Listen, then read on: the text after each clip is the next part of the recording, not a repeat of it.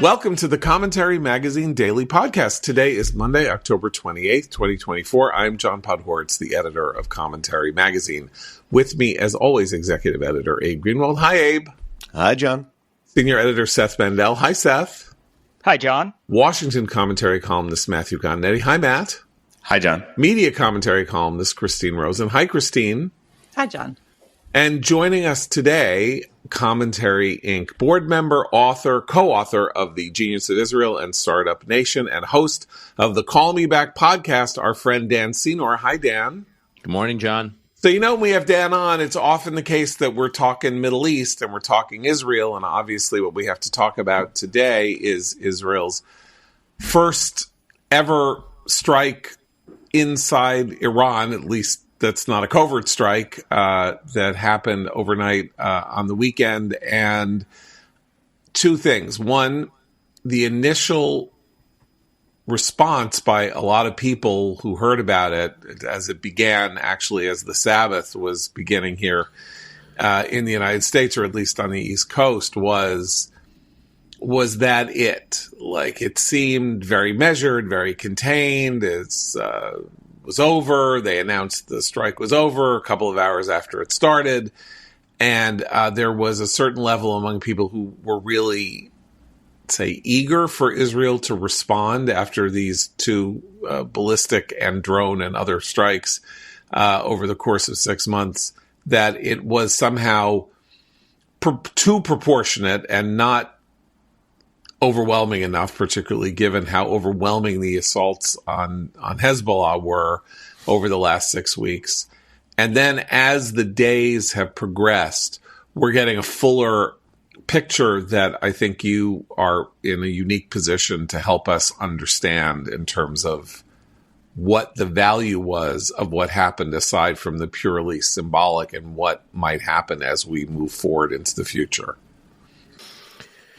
Sure. I mean, I was hearing some of the same things in the public commentary, John, immediately after the operation. Was like, really, that's it? And it wasn't just, by the way, coming from some international observers. Some of it was even coming within Israel. People like Avigdor Lieberman and Yair Lapid were saying versions of that. So Yair Lapid is essentially the leader of the opposition, and someone viewed he is the leader of the opposition, and viewed as someone who is to the left of Bibi, whereas Avigdor Lieberman also is a secular, right-wing but secular Russian politician. So these are not people you would ordinarily think would say this government is too weak on military matters. And the irony is that the figures who have been critical of Israel's responses to Iran and other provocations over the last few months, Itamar Ben-Gvir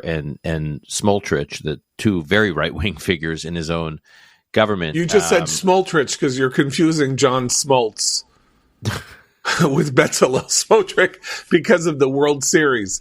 Smotrich was the greatest pitcher in Israeli history. Wait, what did I say? You said Smoltrich. Oh, sorry, I meant Smotrich. Yeah, anyway, sorry. no, it's sorry. Yeah, there have been an Israeli pitcher as good as John Yeah. Smoltrich.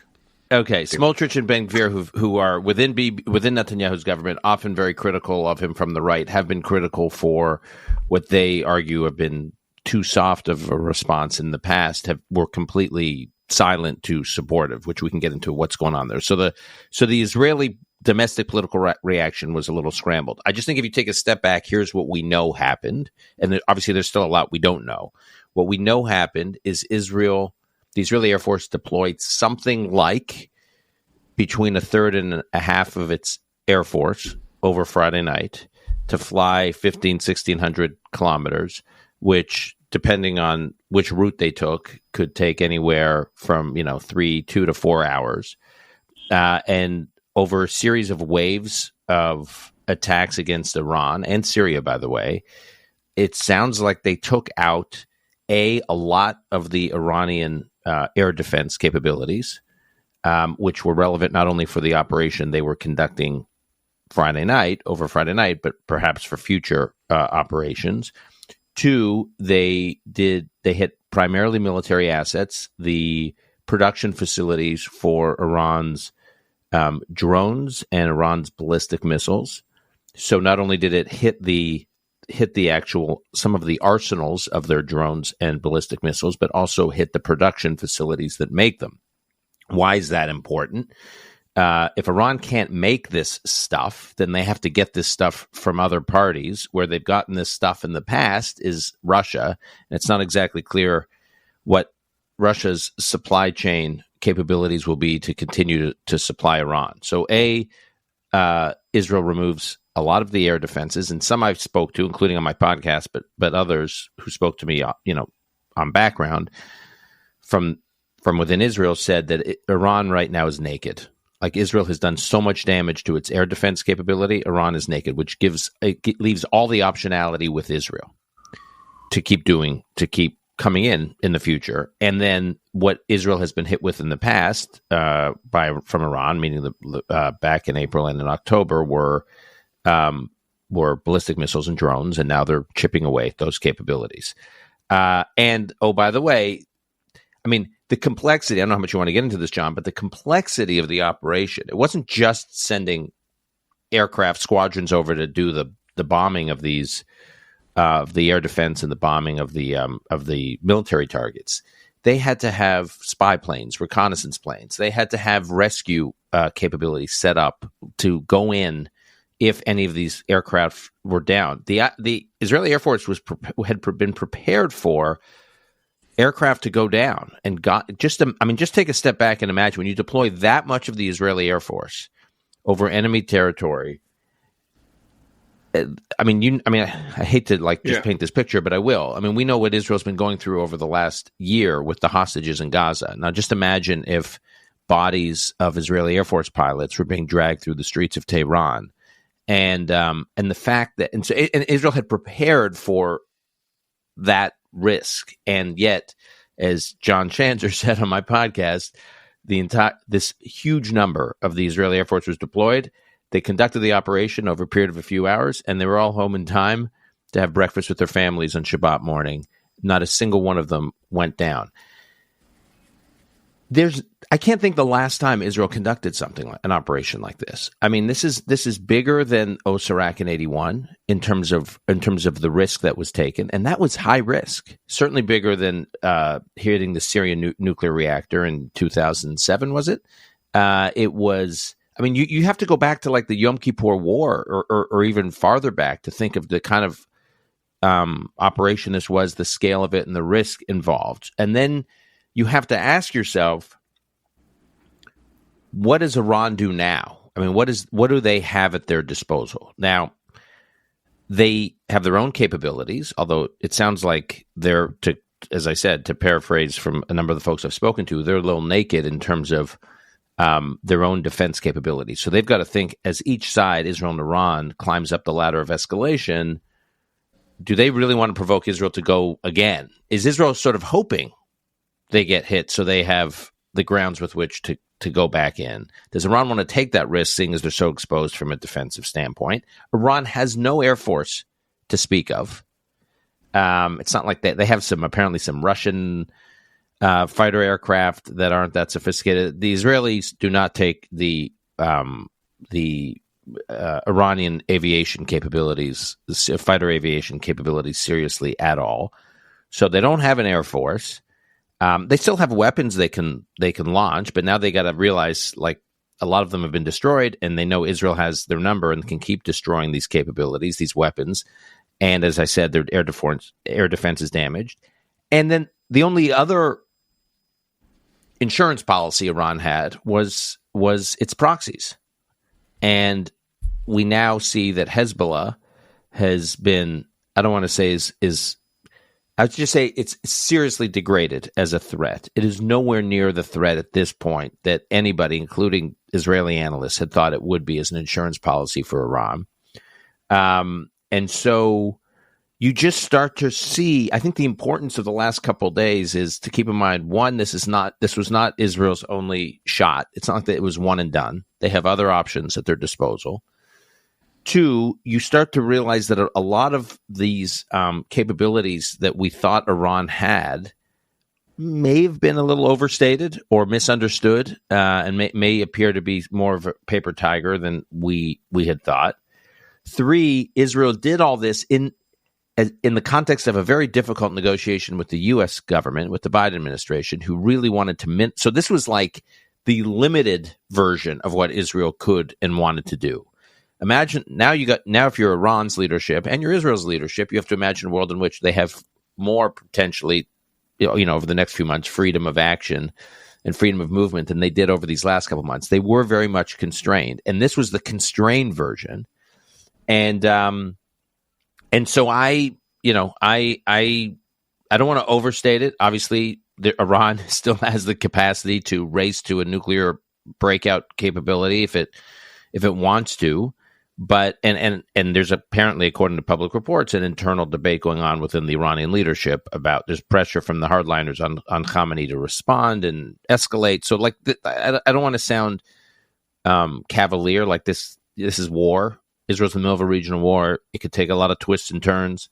But if you had told me Israel's in the middle of a seventh front war, has been bogged down fighting in Gaza for the last year, Israeli society is divided on a number of fronts, and the reserves are exhausted and demoralized, and it was going against an enemy that everyone in the U.S. military security establishment and many in the Israeli security establishment had said, be careful. Israel doesn't have the capabilities to deal with Iran. Be careful. Iran can light up its proxies and do huge damage to Israel. And, by the way, Israel did this the week before the U.S. presidential election with all the constraints. And this is what they did. I think it's pretty impressive. So we were talking about this last night, you and I, and something struck me that has been true of Israel's battles with its neighbors and with Arab countries, obviously. Iran, not an Arab country, a Persian country. But that when it engages, with the exception of the Yom Kippur War, which of course was remains a kind of landmark moment in Israel realizing after its great success in '67 that it was not simply going to be left alone and not have rivals and hostilities that it was going to have to deal with that could be very costly. But that Israel has been focused on the Iranian threat to Israel for 2 decades or more, and that it has thought very little about other things militarily, other than how it was going to handle Iran, at least geopolitically. Like, how is it going to handle Iran? Everything that is going on is related to Iran. Hamas is related to Iran. Hezbollah is related to Iran. The nuclear program in Iran is related to Iran. Iran's air defense is what Iran is, how it functions. And it has dedicated itself for a generation to understanding and figuring out how to deal with the Iranian threat. And there is a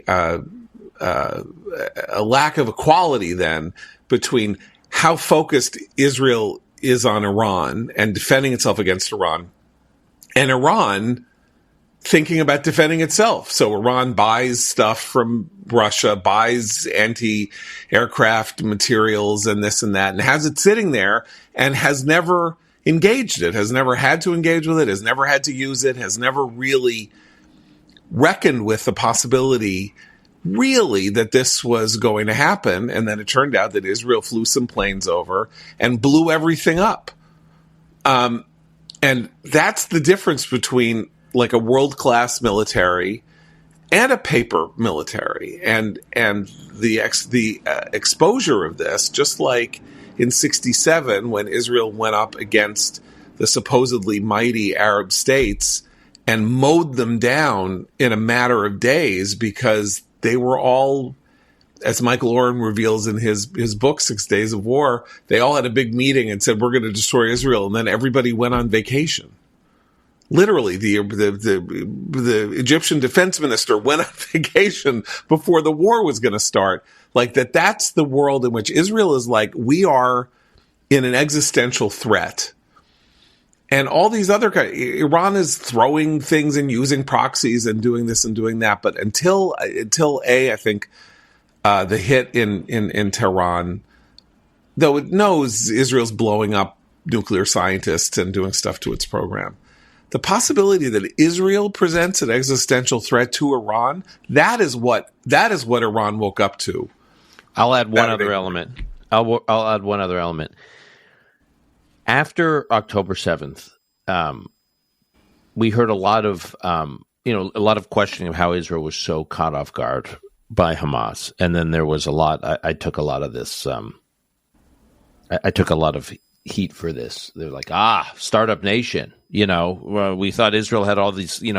Israel had kind of weaponized startup nation, and it turns out that the startup nation ethos and capabilities were asleep or were not capable of identifying the threat of this 6,000 Hamas terrorists just rolling through the fence on the morning of October 7th. Like, where was all this great whiz-bang technology, technological defense capabilities?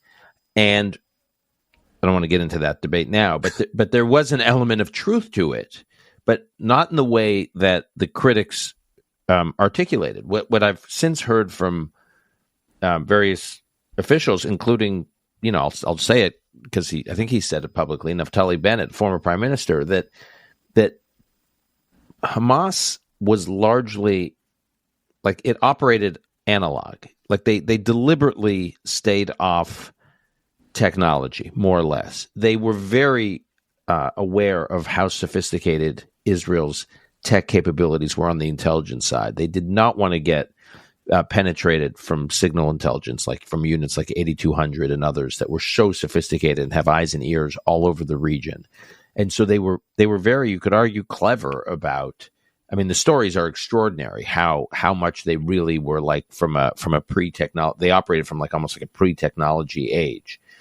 But Bennett said to me, that's not true for Hezbollah and that's not true for Iran. That the reality is, the more advanced a society is, the more modern a society is in terms of how it operates, the more vulnerable they are to an Israeli attack. So if you say Hezbollah is more advanced in terms of how it communicated internally, and he said, and Iran was even more advanced than Hezbollah. It's a quasi-modern society. And so the level and depth of their vulnerability from Israel's signal intelligence capabilities is mind-blowing. And as you said, we were seeing versions of that in the years past with the Stuxnet operation, the cyber attack against Iran's nuclear program. We saw it with the way Israel could target these nuclear scientists.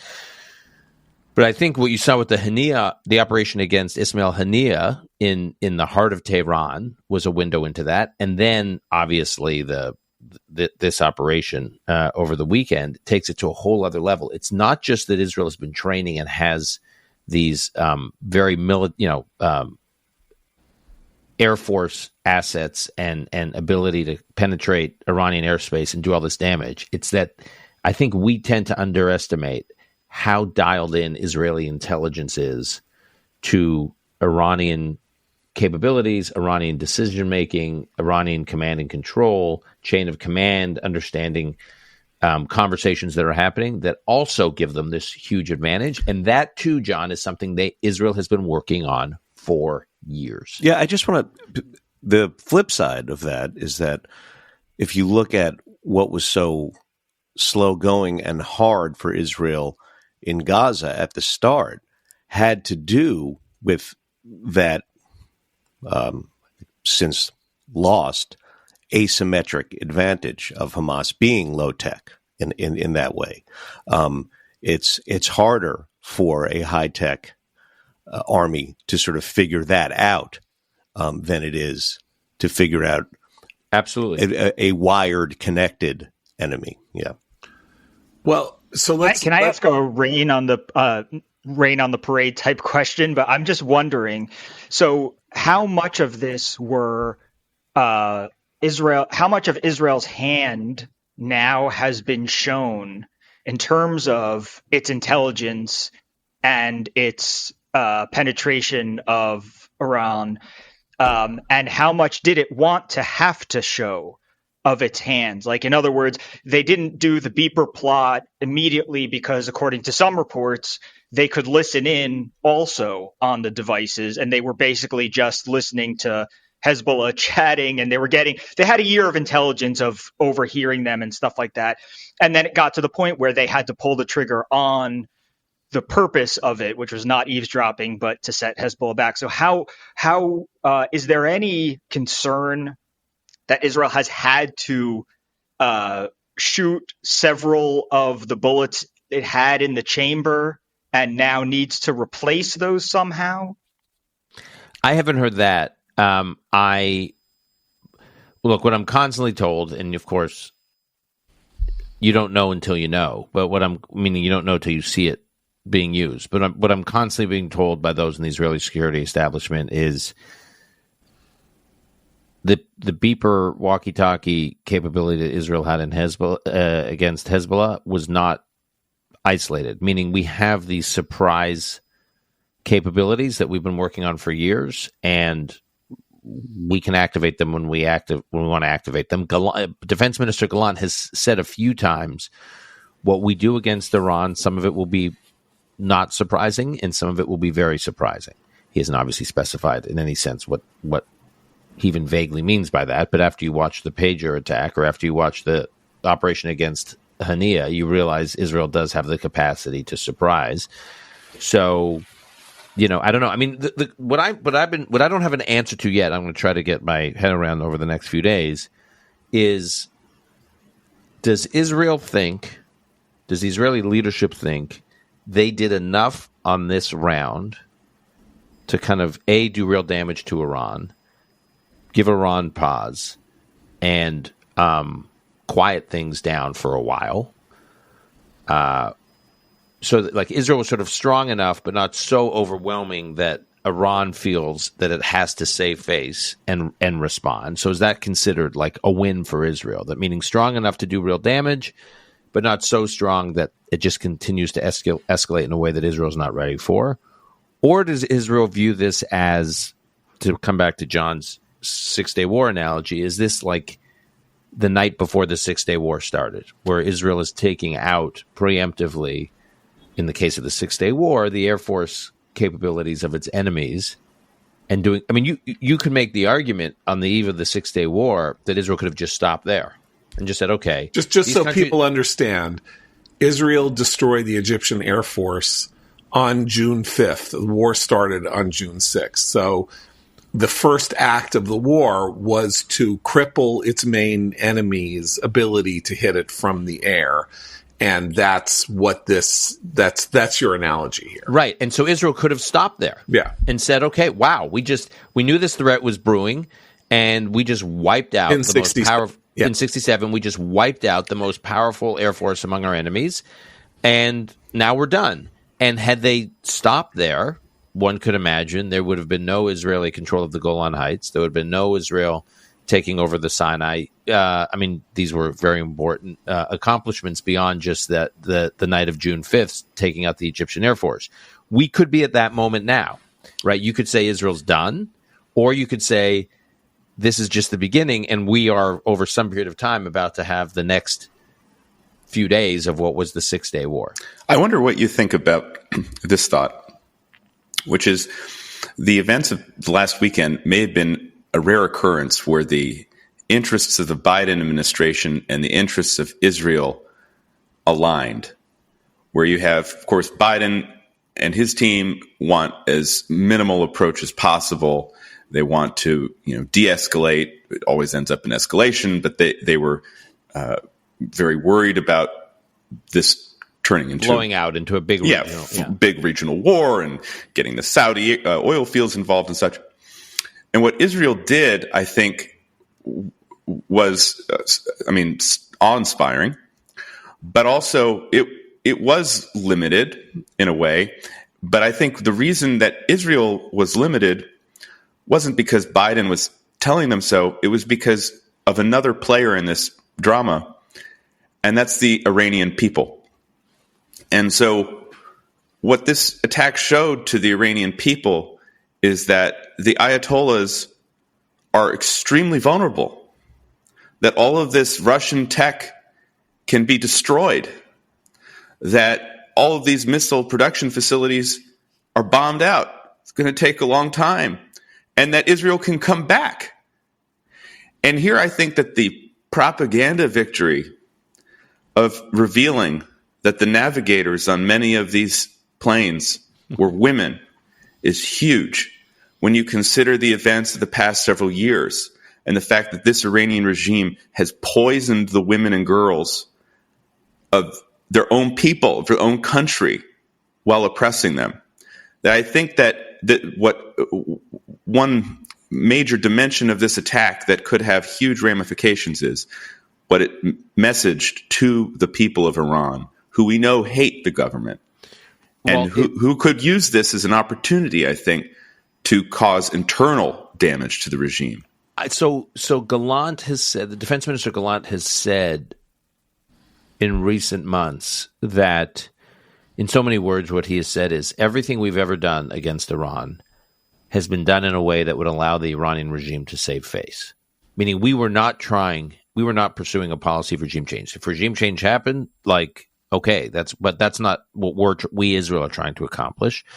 And so we want to do damage to Iran. We want to try and deter Iran, but we don't want to provoke Iran out of a face-saving measure to keep escalating. And so everything we have done, we Israel, has been done in a way that the people can't really see it, right? Stuxnet, this worm that gets into the Iranian nuclear program. The Iranian people don't see it. Even taking out these Iranian nuclear scientists, the Iranian people don't see it. I think you are starting to, and he has basically said we're done doing that.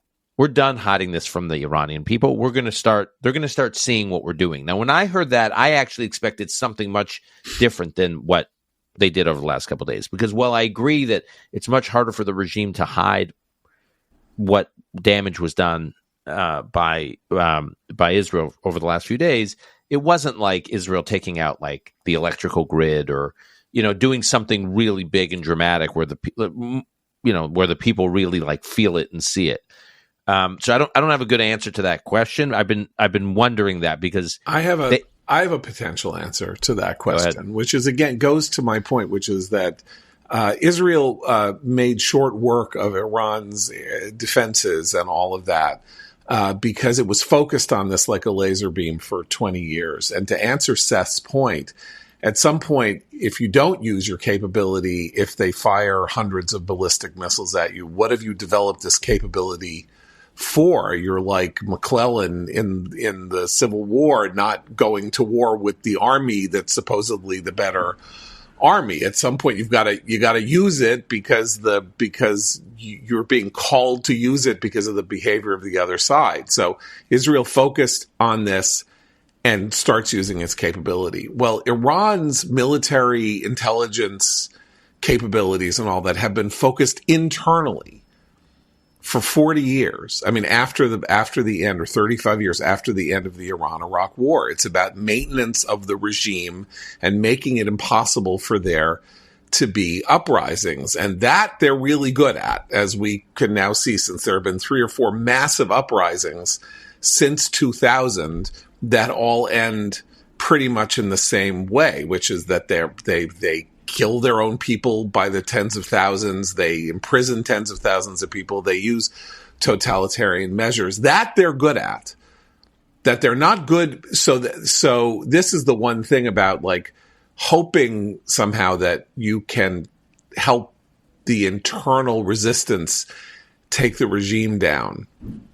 I don't know, that may be kind of a hope that would distract them, and then you could do other stuff. But I think we're more focused on the question of if they're naked, right? If they cannot defend themselves, all of the arguments that we have been exposed to about the reasons that we cannot or should not take out the Iranian nuclear program, we or Israel, but we don't really think Israel has the full capability to take out the nuclear program. But if there is the risk-reward calculation now is that the United States, in theory, can fly over without any threat to a single American pilot or American craft and destroy everything that it needs to destroy in 2 or 3 days of sorties without any danger. Well, but this is I have a question for Dan about this then, because we're about to enter a very unusual period in America's political fortunes, which is regardless of who wins, we are entering lame duck territory. And I can't imagine this administration, even if that plan was laid out for them and had the support of most in the administration, the State Department, which it wouldn't. But even if it did, would they be that bold on their way out? Or do we even know what a Trump administration would do in this regard? I think we have a sense of what Harris would do. But Dan, what do you hear from Israeli policymakers with regard I think it's a great question. I think they are. I'm struck by Israeli policymakers who I think it's naive. They have this. There's a theory floating around among them that Biden in a lame duck, without having to have all this tsuris from the Harris political team about how anything he does is just going to cause them problems in Dearborn. Once he's free of that, he could be persuaded that all these efforts that the combined Obama-Biden foreign policy elites over the last decade had invested in the integration of Iran into the community of nations has failed, and Iran is going to get a nuclear bomb, and that will be your legacy. No one will remember anything else if Iran gets a nuclear bomb, and you have a shot here between the election and the next president being sworn in to deal with that. And we now know how vulnerable Iran is to military action, certainly to Israeli military action. If they're vulnerable to Israeli military action, then they're certainly vulnerable to American military action. And now's the time to make a move. There's this. I am very skeptical that they would go for that, but this is floating around. In terms of what would Trump do, God knows. But the point I'm making, including the point I'm going to make in Pittsburgh, Pennsylvania tonight, is one thing we know now is that Iran has every incentive to race to a nuclear bomb. Not like jog there, not like, take a leisurely stroll, like race to it, because they are systematically losing, as I said, all their insurance policies that they had that kept everyone in check. The ultimate insurance policy is the nuclear program, and one would think this is the time for them to make a mad dash to it. And if they are going to make a mad dash to it, who do you want? Whose foreign policy team do you want to be president? And if you think about the people around who Trump would appoint, and I'm not saying I know certainly don't know what is in Trump's head and what he would want to do, but when you think about the kinds of people like the Mike Pompeos and the Tom Cottons and the Marco Rubios and others, Robert O'Brien, who would likely be around Trump, those guys are probably ones we would think would be a little more sober and ambitious. And yet, last night at the Madison Square Garden rally, Trump said, "I'm the only president in 83 years not to start a war." Now, I think you can claim... Yeah, but John, he said a version of that in 2016, too. He did. I mean, so he had the same rhetoric, and then he took out Soleimani, and he pulled out of the Iran deal. And that's the thing, is you could look at this and say, it's a 3-day event. All we're doing is going after Natanz and... Fordo, right? And that's a 3-day event. This is what the American military is built for. We have these capabilities, and it's not regime change. And it's not regime change. And the United States is not going to have to occupy Iran. Yeah, all we're doing is destroying the nuclear sites the way that we hit Soleimani or other things. So I can see that. But, there is this is the great question. Are the isolationists going to be in charge? Now, you could also make an isolationist argument for this, by the way. It's not that isolationism is pacifism. Isolationism can say, you know what? If we have this weaponry, we go in, we blow the hell out of them, and then we go right back home. And you know what? That means we can be less involved in the Middle East than we were before. So, but to get to the Biden question and that relatively naive idea that, well, because they'll have the capability, because now it's a free shot, why wouldn't they go ahead? That would just be would be a revolution in consciousness for a party that has become effectively multilateralist and not pacifist, but likes the idea of resisting and defending, but does not like the idea of taking aggressive action. They like talk, not action. That's the problem. Yeah, and when it comes to our aggressive action, like we're willing to support, Ukraine to some even relatively high degree, not to the degree that we should, but like we're not going in there. And, Israel can do whatever it wants to run. We're not going to go in there. Yeah, when it comes to the Iranian nuclear program, though, I share and raise Dan's skepticism about U.S. action here because that potential legacy to leave Iran with a bomb has hung over 4 presidents now, to one degree or another, both parties. So it's not something that any U.S. president is eager to do. I fully see that it's different this time round, and that the potential Iranian racing to get the bomb is real. But yeah, I'm still skeptical. Dan, I know you gotta get out of here.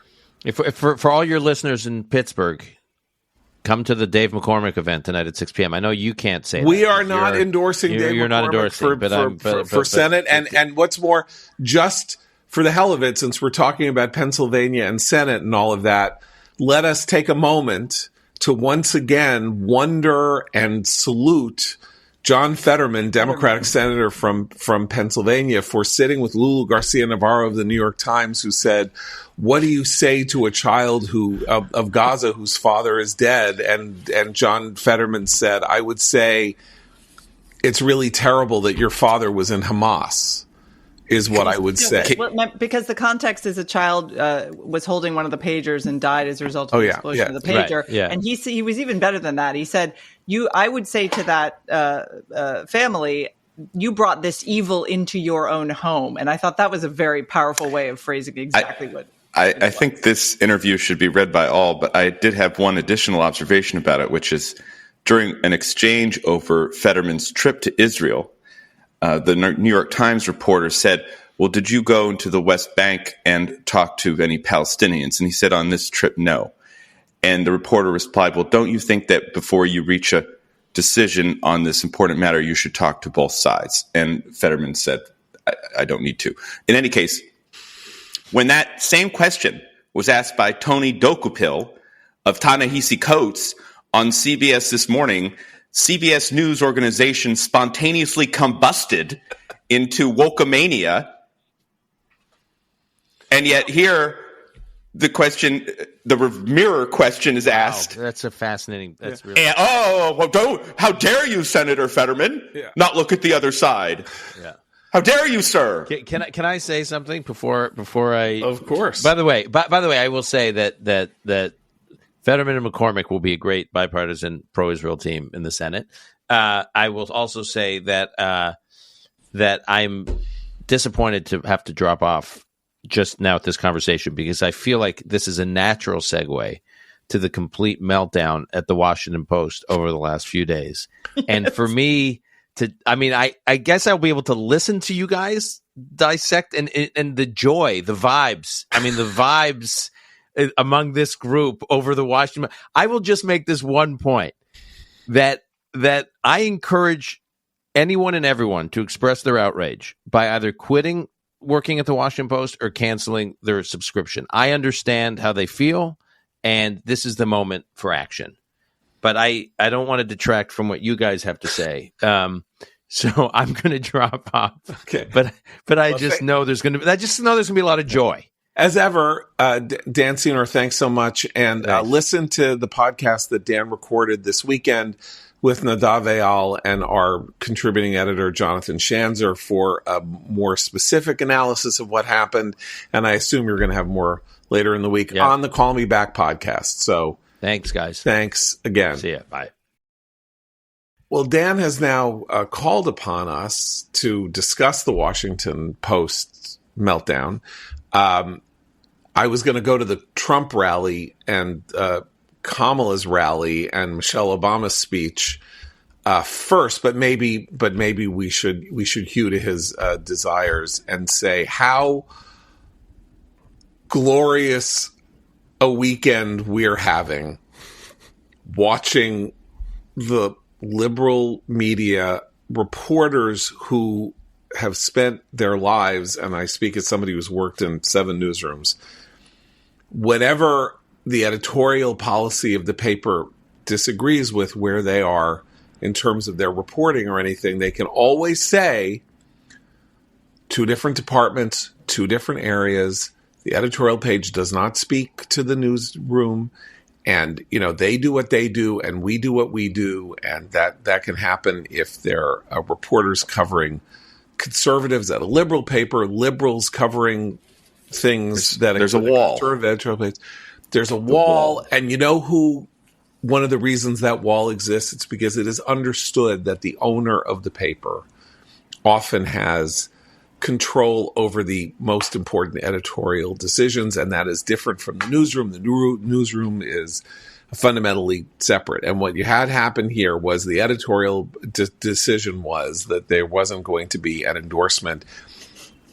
And while it is true, it's true that some sorry. Well, it's true that some people, a lot of people in the editorial department also had a cow because they wanted to endorse Kamala.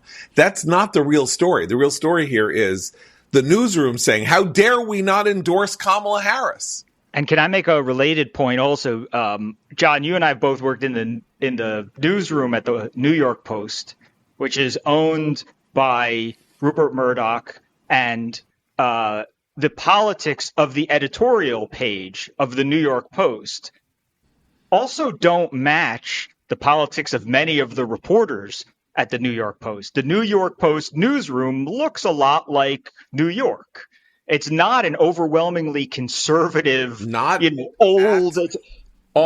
Right. So I don't remember, many such similar controversies. There seems to be a sense of ownership over some of these papers, but I don't remember a similar situation where people were walking out because the editorial page was. Well, the editorial page has been writing for 3 years that if Donald Trump becomes president, democracy ends.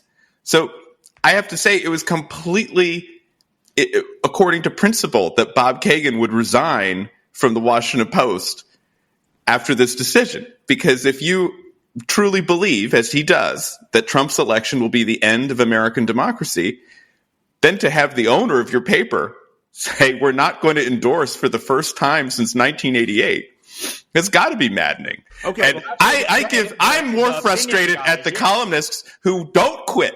That Jennifer, we're not going back, Rubin, writing a long message to her readers saying this is why I have to stay. The columnist, the joint column, this is a new idea of having all the columnists. It's almost like the 80s cartoon Voltron, where all the liberals kind of join together and form this super liberal columnist that can defeat all the enemies. And they're doing this. They're saying that we're outraged, Bezos. So I can kind of get the psychology of people like Bob Kagan and like Liz Cheney, who also canceled her subscription in outrage. But what it truly shows to me is Bezos thinks that Harris is losing this election. Okay, that's one thing. And the other thing is this. Let's just talk tachlis, as we say. Jeff Bezos came in on a white steed and saved the Washington Post, which was going down the tubes. He bought it outright. He owns it outright. He is one of the richest men in the world. He bought it. He owns it. He put resources into it.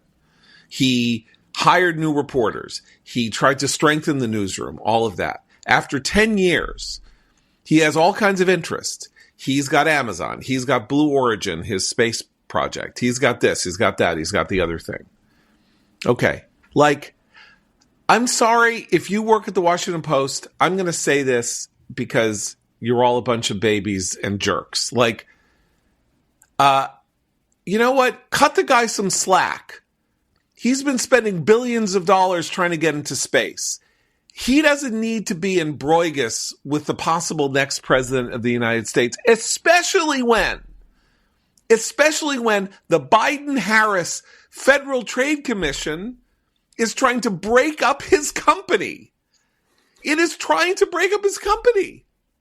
They've sued Amazon on antitrust grounds, along with 22 or 27 attorneys general. Like, he is not obliged to publish an editorial supporting the return to power of the administration that wants to destroy the company that he has built that is one of the great companies of the 21st century. I am sorry. Even more than that, Lena Khan's entire career. He's lost $100 million a year paying your goddamn salaries, you babies and whiners. We go have some modesty for 2 seconds. But the other contrast we should make, which is interesting because it also happened this weekend, was that the LA Times also decided not to have an endorsement, but their justification for not endorsing completely aligns with the Democratic Party's values now, which is that they think Kamala Harris is too pro-Israel and not pro-Palestinian. Well, that was the daughter said, and the owners said no. There seems to be doesn't seem to be an official line. Yeah, right? No, this is a very funny thing that's going on. So this guy, whose name I can't remember, bought the paper. And he's some weird LA billionaire nobody even knew of until he bought the paper. And he basically said, I bought the paper for my daughter because she's so nice and she's very activist and wants to be very active. And then she went in and she tried to do woke initiatives in the newsroom. She announces after they decide not to endorse that this is because of Harris's pro-Israel stance. And in response, her dad says, no. Okay, you know what? Shut up. You know what? I gave you a paper and okay, we don't know what's going on there. But basically, he told her to shut up in public. Well, and she's also the irony here for her is that she's a Stanford graduate, quite radical, worked for radical organizations, and in city council and other local LA elections, she's used the paper and used her influence there to endorse very progressive, very radical, very anti-law enforcement candidates in the past. So it's not as if she's against endorsement. It's just she's not going to endorse Harris. I love this so much because there are two hilarious things about this. And I speak as somebody who, as the editorial page editor of the New York Post, was materially involved in the process by which we endorsed people, particularly in the 1998 election, though I was involved in others as well. And, first of all, we even knew that it was ridiculous in some ways to endorse because we were the right-wing paper in town. So what were we going to do? The virtue of our endorsement was that if you gave it to some Republican candidate for Congress in a relatively close race, you could give them an endorsement. They could put it in an ad, and it was mutually beneficial because they wanted the attention, and your name would then be in a newspaper ad you didn't have to pay for with the logo and everything. It was like free media for media. Right. So there was a kind of mutually, nobody was under any illusions that. But this story shows how the career you had in newspapers is done. Yeah, that was 25 years ago. The media is done. This is the election of new media. This is the election where papers can't make an endorsement. They don't know what to do. The Teamsters can't endorse. I mean, it's not media, but it's another institution that's classically associated with the Democrats, and they don't know what to do. And meanwhile, Trump goes on Joe Rogan, and I think at last count that had 34 million downloads. So this just puts a pinpoint on 2024 is the end of the media environment we grew up in. Okay, I got to tell you guys a quick story about endorsements. 1976, incredibly close Senate race in New York State. 5 candidates for Senate. They were lunatic Abe Hirschfeld, who was a real estate developer, Paul O'Dwyer, longtime New York Pol, Ramsey Clark, psychotic former attorney general of New York who had become basically like a communist, Bella Abzug, former congresswoman, also actually a Stalinist, and Pat Moynihan. Five candidates for the race. The polls were like nobody knew what was going on, and the New York Times endorsement was unbelievably important that year. Unbelievably important. And John Oakes, if I remember the story right, John Oakes was the editor of the New York Times editorial page and was a member of the Sulzberger family, was some kind of ancillary second cut, was a cousin, first cousin, whatever. And he was either the editor, he was the guy who was going to make the decision. And he made the decision to endorse Abzug. And Sulzberger, the head of the paper, overruled him and said, no, we're going to endorse Moynihan. And there was a there was a fight, there was an Oedipal fight, it was like, I'm sure it was some version of some scene in Succession, and people at the paper were going crazy and all of this. Why? Because Moynihan was viewed because of Moynihan's connection to commentary, probably, more than anything else. And he won by 1 point. That endorsement is the only really major moment for newspaper endorsements that I can think of in my lifetime where you can say, had it not been for that, Pat Moynihan would not have ended up in the New York Senate. Now, many of us would say for his own moral and spiritual health, it might have been better for him in the long run not to have been elected senator so that he wouldn't start trimming his sails and becoming a liberal Democrat in the Senate, which is not really who he was. But nonetheless, that is one endorsement story. I've been alive 63 years. That's my one endorsement story where you can say endorsements matter. Would it matter if the Washington Post endorsed Kamala Harris? Okay. But does it matter that they didn't? I say yes. For Matt's reason, right? Not just for Matt's reason. Okay. For voters who are following close enough and seeing every day 10 stories on the front page of the Washington Post about how Trump is the end of democracy, then to see on the next day that, well, after all, we're not going to endorse any candidates this year. If they are undecided in one way or another, they may say, some of them will say, so maybe this stuff about the end of democracy wasn't real. I think that is an absolute possibility this time round. I agree that if they had endorsed, it's a gimme, it's nothing. Withholding it this time around, I think is going to take for another example. Look at the front page of the weekend. It used to be called the Weekend Review section. I forget what it's called now. Review. The review section of the New York Times on Sunday, which is a list of if Donald Trump is elected president, he is going to use the military against his domestic opponents. He's going to put people in camps. He's going to shut down press outlets that disagree with him. Believe him when he says it.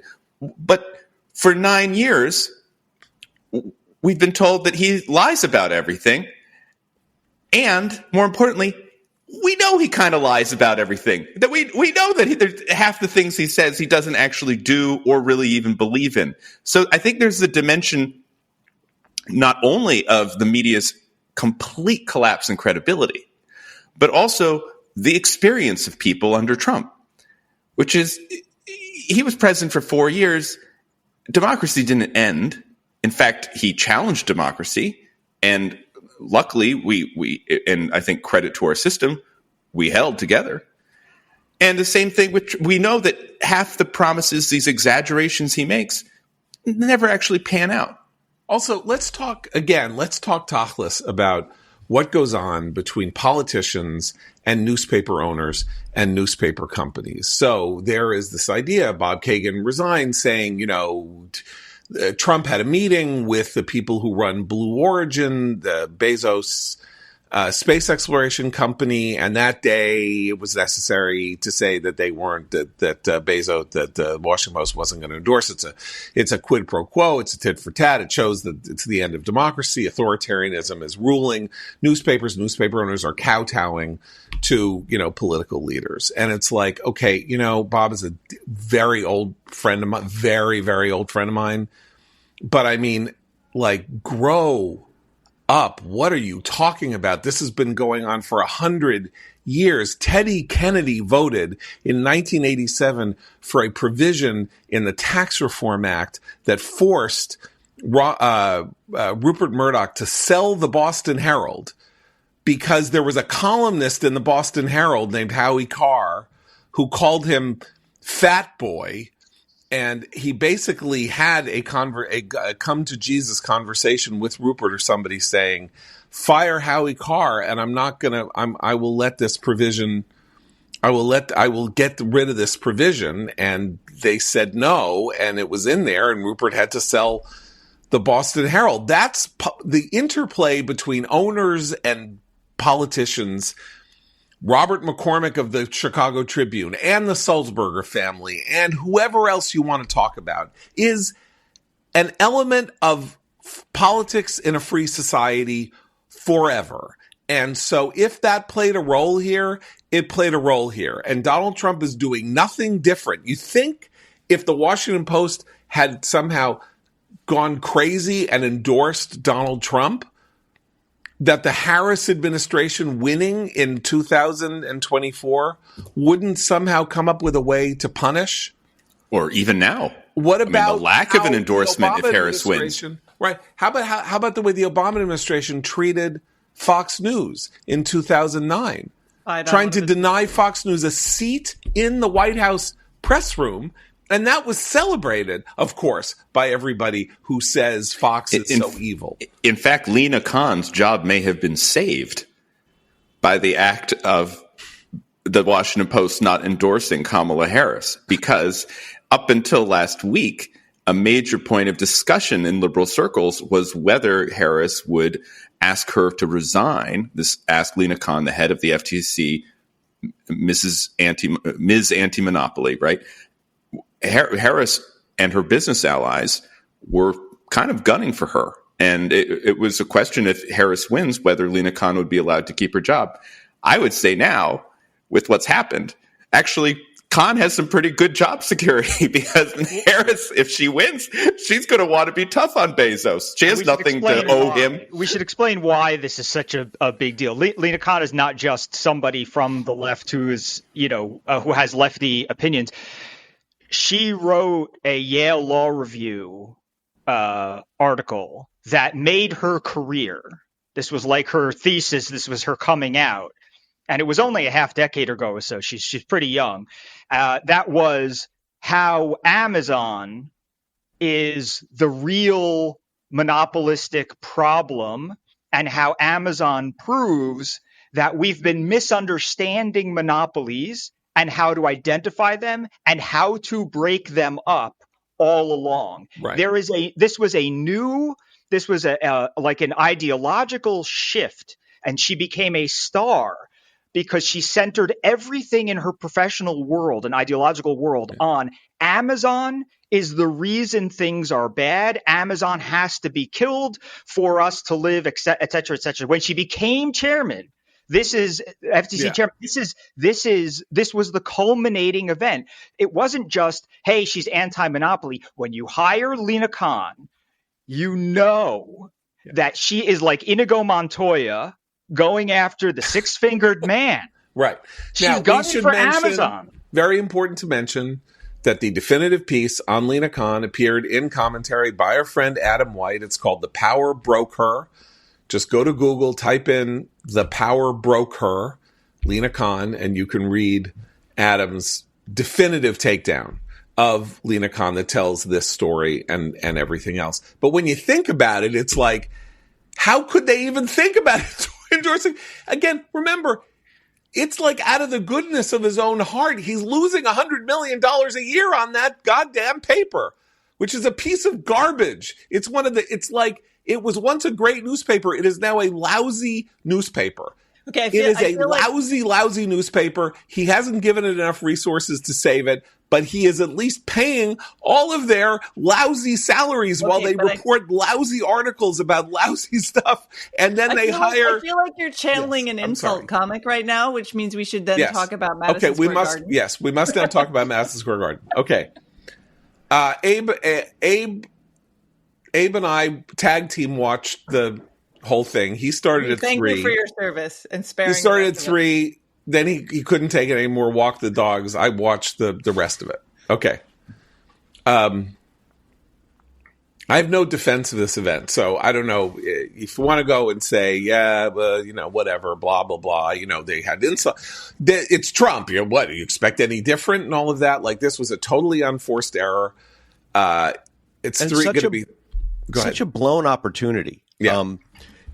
In the run-up to this event, he had Kamala Harris calling him a fascist. He had Hillary Clinton calling him a fascist. He had everyone calling him a fascist, saying that this was reminiscent of Nazi rally in Madison Square Garden. All he had to do was make this inclusive MAGA, celebrating the defeat of the Nazis, pro-America MAGA, as he has done on other occasions. It would have made them all look ridiculous in those predictions and characterizations. What happened was quite far from that. I mean, that's a very good way to put it. And we're not just talking about the Hinchcliffe, the comedian's jokes about Puerto Rico, which, by the way, the cardinal sin is, of course, that they weren't funny. So it's one thing if they were, shockingly funny, and they weren't funny at all. So that itself was bad enough. The whole point is politics is like the Hippocratic Oath. Like, rule 1 is do no harm. And then the question is, can you incrementally improve yourself by big political events or not? And I don't know that it did much harm. It certainly didn't help. It didn't help. It handed the Democrats 2 or 3 days worth of material to talk about things, to put a little meat on the bones of their argument that Trump's an authoritarian and has these weird rallies where people say things like Kamala Harris is the Antichrist, and that sort of thing. And the classic thing where the Trump sons get involved and it's their event and they're both a couple of idiots who don't know what they're doing. Apparently, Hinchcliffe's routine was in the teleprompter. Somebody loaded it and he was reading off the teleprompter. This wasn't like, okay. So Matt, can I make a couple points? Yes. The first point, it is a novel experience for me to wake up to the morning after a Trump rally and have the media in convulsions over something that someone other than Trump said. That's what's so weird about this, is that the evidence for this dark, racist, event is based on what this, you just mentioned his name, this random comic said, not Trump. Tony which is Hinchcliffe. Right, which is kind of weird. Usually Trump says something outrageous, and that's what we're all angry about. But in this case, it's this D-list comic. The second thing is, there are 2 campaigns that have been going on in recent months. There's the MAGA campaign, and then there's the Mar-a-Lago campaign. And the MAGA campaign is what we saw at Madison Square Garden. It's Tucker Carlson. It's Elon Musk. It's the Trump family. It's Trump himself. It's Melania, which is notable as well, because Melania has rarely come out on the trail for Trump this year. The Mar-a-Lago campaign is what's behind the air war. And what people in battleground states see is not Madison Square Garden. Madison Square Garden is for the base. It's for the faithful. And in a campaign this close, where you do need to turn out your base, I think it probably helped. But what people in the swing states are seeing is not the campaign, not the MAGA event yesterday in Madison Square Garden. They're going to see the 2-minute closing ad that the campaign released earlier that day. And that is about tax cuts And that's about how Trump gave us a growing economy without inflation. And that's about the border and about how Trump is going to get tough on the border. And I think at the end of the day, the reason this race is so close and the reason that Trump has pulled now to be barely distinguishable with Harris in the New York Times average of polls is that the air war counts for a lot more than the MAGA campaign. And that ad, I'm glad Matt brought it up, because that ad is very optimistic and forward looking for a Trump ad. You know, it mentions the problems, but it's much more about solution oriented approaches to the border, to inflation and to whatnot. So and it's very balanced in sort of complaining about the situation, but then offering some vision. I mean, as close as you can get to a vision when it comes to a Trump ad, but it's a very powerful ad. It is the best ad that he has ever done. It may be the best ad of this campaign, because not only does it say, I'm going to fix this, I'm going to fix that, as it does it, it's negative and positive at the same time. So it says, look, I was present when I left office, inflation was at 2%, and then it got to be 10%. And there's an arrow that shoots up. And then he's like, so I can defeat inflation. I'm showing you this is what happened. It's inarguable that it happened. It's 2 minutes long. It ran on the Eagles game, which is important, obviously, because that's Pennsylvania, right? Which is the bellwether state. And Harris is closing on how he's evil. And he's closing on, if you remember, and that he began the Madison Square rally speech by saying, I'm going to ask you one question. Are you better off today than you were 4 years ago? Which, of course, is the famous Reagan question from 1980. And though he did not hew to that, because he went off, as he always does, in 10,000 different directions, if that's the Mar-a-Lago campaign from now until next Tuesday, that is a better campaign than Trump is going to destroy democracy. And it is about you, and it's about America, and not about him. And compare it to the other rallies that Harris held over the weekend. Bruce Springsteen and Barack Obama in Pennsylvania, then going to Texas, Houston, not a swing state, to have Beyonce come up for 4 minutes and offer her endorsement. Beyonce did not perform, which is really weird. And then going to Wisconsin. Beyonce fake out, by the way, remember, because there was she didn't show up at the convention. Yeah. So then Harris goes to Wisconsin, where she appears with Michelle Obama. And I have something to say about the supporters, and then I'll say something about Michelle Obama. First thing about the supporters, this is how the AP wrote up the tour of appearances I just mentioned, talking about the former president, Beyonce, Bruce Springsteen. Quote, "It's a level of celebrity clout that surpasses anything that Trump, the Republican nominee, has been able to marshal this year." Close quote. Now, if there is better evidence of the gap between the people who write the Wire story for the AP and, I don't know, 70% of the rest of the country, it's this sentence. Because Donald Trump has the world's richest man going from state to state and actually offering $1 million checks to people who join his pack. The world's richest man who everyone knows and who sends rockets into space that then land and does and has these electric cars that are the only electric cars you see on the road. So that seems to me. Oh, he also has Hulk Hogan. That's some clout. How about himself? Yeah. Right, and also him. Famous man in the world. Right. Has been the most famous man in the world for 9 years. And that's another great point. Star than Beyonce. Right. Well, and so now star than Michelle Obama. And the concerts now, because Harris is now entering this next week of appearances with a concert tour. She's bringing all those musicians. And I think this, again, illuminates the difference, because when people go to the Trump rally, they're there to see Trump, because he's the big attraction. Oh, yeah, maybe they also get the world's richest man, but they're going to see Trump. Whereas it seems like the Harris play this week is, well, come see Maggie Rogers perform, and then Kamala Harris will say something about we're not going back. I would go to that. I love Maggie Rogers. I do too. But I do too. That's why I'm a little bit offended that she's stumping with Harris. But we need to talk about Michelle. Well, that was my other thing. Speech. So you go ahead. Okay. Mm-hmm. Well, I don't know where people get the idea that it is a smart policy to insult 50% of the population. So I thought Democrats learned that when Hillary said that there's 25% of the population, I call them the deplorables, that was a poor strategy. Michelle Obama saying that basically American men disgust her because they're not bowing the knee to Kamala Harris. Filled with rage. And filled with rage.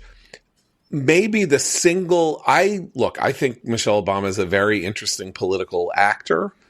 And is really a wonderful speaker. That may have been the dumbest thing that has happened this year on the way to a closing argument. You want to insult men to get them to go vote for you? But it was authentic. Remember Angry Michelle, right? When she was, they reined her in immediately when she revealed this in some smaller group settings when Barack Obama was first running for president. That's her. She does get upset and she will tell you what she's upset about. And they understood that to be a political liability. She is now doing, though, something that I think Harris never has managed to pull off this entire campaign, which is show herself to be authentically upset about something. Even when Harris is talking about Trump being a fascist, she looks like she's acting. Now, Michelle Obama looked really pissed off. So I agree with you, John, that this is politically odd and actually kind of unbecoming of a former first lady in some ways. But it was real. She was not faking it. And notice how the category of deplorables has expanded over the past 9 years. Because in the original deplorables comment, Clinton was singling out not all Trump supporters, but a slice of Trump supporters that she deemed deplorables. Now, in the classic sequence, the Trump supporters as a whole took on and appropriated the label of deplorable to associate themselves. But now, according to Tim Walz, Trump supporters are essentially Nazis, right? And according to Michelle Obama, American men who vote for Trump, which is most of them, according to the polls, are filled with rage and are willing to exact collateral damage on their wives, mothers, and daughters and sisters. And a good way to calm down people who are in a rage is to say, "You idiots." Okay, we have to. But one other point, by the way, about that is just I want to say that this is another occasion of them speaking the stage direction, which is that instead of, they know they have to appeal to men, and so they get up to the microphone and they say, "Men, please vote for us," rather than doing something that shows it. It's a stage direction campaign. I just want to quote at length from what Michelle Obama said about the rage. As a result of the Dobbs decision, according to her, if your wife is shivering and bleeding on the operating table during a routine delivery gone bad, her pressure dropping as she loses more and more blood, or as some unforeseen infection spreads and her doctors aren't sure if they can act, you will be the one praying that it's not too late. You will be the one pleading for anybody to do something. If we don't get this election right, your wife, your daughter, your mother, we as women will become collateral damage to your rage. Now, I'm really delighted to go back to the great ER episode from 1994 that showed the delivery gone wrong, which is literally the inspiration for this idiotic idea that, in America, deliveries go wrong and then doctors aren't going to be able to do something about a woman bleeding to death on the table, which is this fantasy that is being spun out by the Harris campaign as a result of the Dobbs decision. But this was the real kicker, which is like, I am disgusted by you because you will not grade Kamala Harris on a curve. Quote, people are choosing to ignore Donald Trump's gross incompetence while asking Kamala to dazzle us at every turn. We expect her to be intelligent and articulate, to have a clear set of policies, to never show too much anger, to prove time and again that she belongs. But for Trump, we expect nothing at all. No understanding of policy, no ability to put together a coherent argument, no honesty, no decency, no morals. Who is this we that she's talking about? This is 150 million people in this country are going to decide who the next president of the United States is. And you know what? If they go to the polls and they say, you know, the problem with Kamala is that she's supposed to be intelligent, articulate, have a clear set of policies to prove time and time again that she belongs. And you know what? She really hasn't met that standard. I'll tell you what They're allowed. They're allowed to not vote for her. I would like to tell you, John Podhoretz. Yes. What I expect from Kamala Harris. Yes. A clear sentence explaining what she would do differently from Joe Biden. That's it. That's all I expect. You're expecting her to dazzle you, Matt. At every turn, all you want is bedazzlement. Just explain to me how she would be different than this disastrous presidency of what she has been a part. That's it. And the other part about this is 50% of this country does not want Donald Trump to be president. And they are evaluating him based on the standard that she lays out, which is, he doesn't have policies. He's all. They already don't like him. Like who's defending Trump outside of Trump's support? Anybody in the media defending Trump? Like this line. Okay, I'm sorry, Abe. Go ahead. But who is she speaking to about wanting Kamala to be dazzling? It's the Democrats who were like, when she came out, oh my God, she's dazzling. When she first showed up at the convention, and it was the Joy Fest, and she looked good, and there was music, and there was the roll call, the dance hall roll call. They were dazzled. They got let down. They stopped being dazzled. No one else was expecting to be dazzled. Everyone else is expecting, as Matt said, a clear sentence. So I just think this is really interesting. The closing argument is Trump is a fascist who will destroy America, and you are holding Kamala Harris to an unfair standard. Really?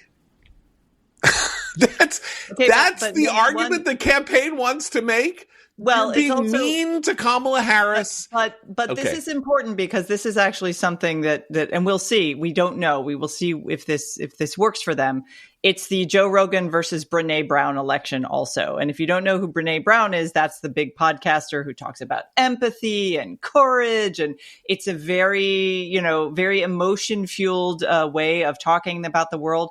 And that's where Kamala Harris went. She went on that podcast for a reason. So those are her voters. And she is, when we're talking about who's being brought out, the base being rallied at Madison Square Garden, she is rallying her base on podcasts like that. And with language like this, whether it will work, we'll see. This is the suburbs. They're battling for women in the suburbs. But I think we did see her just write off men over this weekend. I think she's given up on reaching them because Tim Walz on Twitch with AOC playing Madden, that's not going to bring the men in. I'm fascinated by this set of circumstances because a lot of people last week seemed to go to a place where they thought, well, Trump has it in the bag. And I don't know why people think Trump has it in the bag. The data do not suggest that Trump has it in the bag. The data suggests that it remains a jump ball election everywhere you look. He may have a little momentum. She may have stalled out on momentum. But I'm not sure you'd want to be either of them. Like in that whole thing, who would you want to be? I mean, I don't know. Like it all depends based on the hour. And the only thing that we can go on is that his closing message, if he can hew to that 2-minute ad and keep saying, look, what I'm going to do is fix the things that they did wrong. And you can judge me based on what I did as president. If that's going to work for you, then vote for me. And she's going with, this country is going to turn, he is going to set there's going to be the Reichstag fire, and there are going to be concentration camps, and you better be nicer to Kamala Harris. That's the only place you go where you think, well, they don't feel like they think they're going to win. And Trump kind of felt, particularly in the Joe Rogan interview, like he thought maybe he was going to win. But otherwise, this is a very weird dynamic here. I mean, every poll says it's 50-50. Every swing state is a point. We have no idea what's going to happen in 9 days. We have no idea. And it's just strange while they are talking otherwise.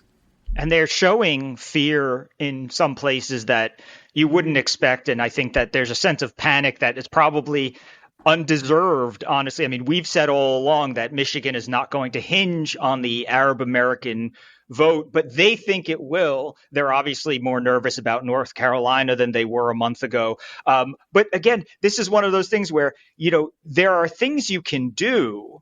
Like if you were worried about closing the deal in Pennsylvania, there's a guy there who's pretty popular.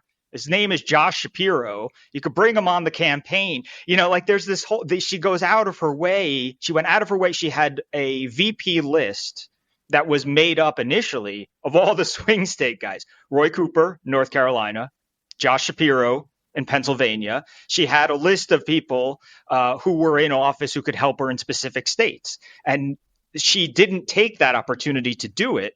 And so now they're sort of flailing. But this is one of those things where, you made your bed on this. You decided that you couldn't bring on somebody from those states, had to avoid that. And this is why people who know politics and have experience in politics were telling you that the smart pick was the one that seemed like the obviously smart pick. I just want to close on the push alert that I received now from the New Yorker, which says Michelle Obama's speech on Saturday in Kalamazoo, Michigan may go down as one of the most powerful of this entire election. So the commentary New Yorker divide lives again.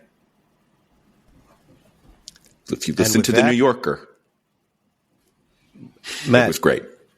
Did you have a recommendation? I do. I would like to offer it. Go for it. This has been a boon year for me because earlier this year we had a Mozart trio unearthed that I recommended, the live concert on YouTube of this new music from young whippersnapper Wolfgang Amadeus Mozart. And then this weekend, I open up my paper to discover that there is now a new Chopin waltz that was discovered in New York City, of all places.